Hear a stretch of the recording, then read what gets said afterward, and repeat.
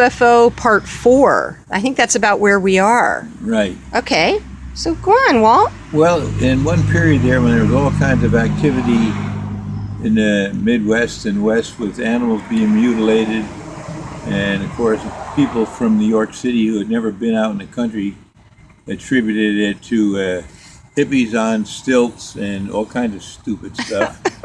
But the ones who are out there who know what it's like were pretty much overwhelmed with the mutilations of the animals.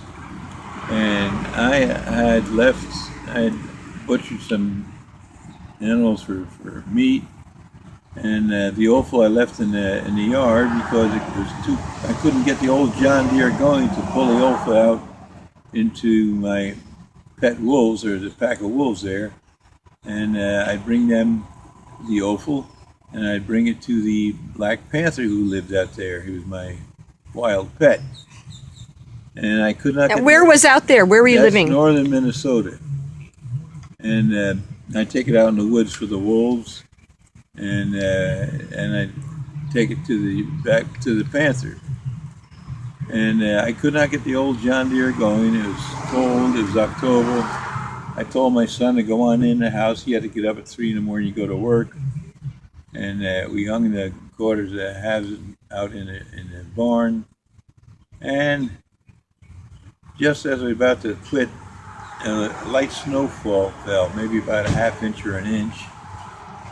And I went to bed, leaving the offal with the snow on it in the barnyard.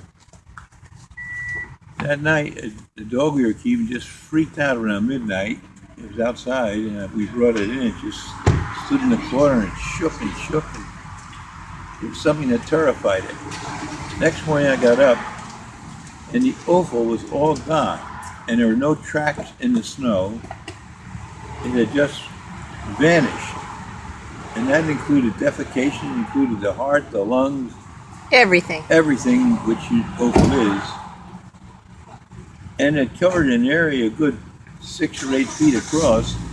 The snow was still there, not one imprint of anything. But how do you know animals didn't come and get it and then the snow came after? No, the snow was there when I left. Oh, okay. But even if the animals had come and gotten it, they would have torn it apart there. Everything was gone, everything. I mean, defecation was huge, the lungs were big, the heart, everything there was huge. Yeah. And even if a pack of wolves came, they never came into my yard, they would have torn it up, and there would have been tracks all over, and no, the snow was there before I left. And not long after, my wife at the time, this is in that same period, there was 6 clouds hovering over our house, and they looked really different. I mean, completely different. I went and picked her up at the house. I drove up the road. I said, "You gotta see this." While we're watching these 6 clouds, all on the same level, about I'd say at 1,000 feet, 3 of them went to the the northeast, and 3 went to the southwest. If they had been on different levels, you could say, okay, the different winds took them in different directions. It was not the case. There was no wind. I don't know, 6 months or a year later, I was up there with another person to fix up the house, to fix up the farmhouse. I couldn't live there anymore. It was freaking me out too much. And I went downstairs at midnight, and the lady who I left upstairs did not believe in anything supernatural or anything like that. When I got up there, she was terrified. She said, after you left, somebody tried to choke me. There's the weird things that happened up there in the country.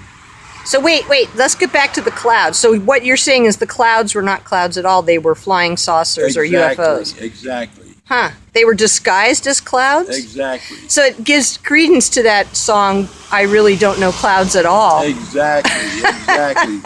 And talking about clouds, I had this, this is in the same period of, I never mind what the dates are.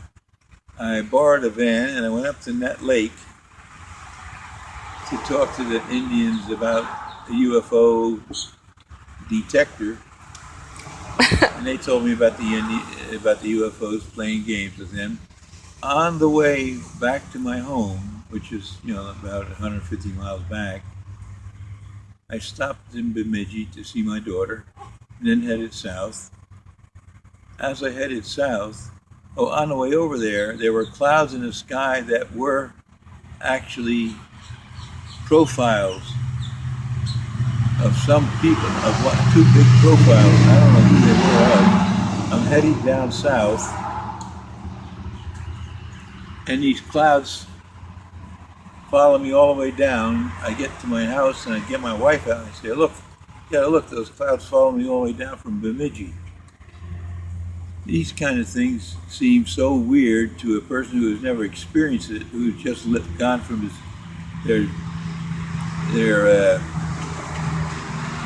climate controlled apartment to their climate controlled garage to their climate controlled office, never even looked out at a tree. They have no idea. They think everything is controlled by science, when science is not even touching the tip of an iceberg. What's going on? Okay, before we get off on a tangent, let's conclude this video. So Okay. that sort of concludes number 4, UFOs, and we'll see if there's another chapter. Okay. Okay.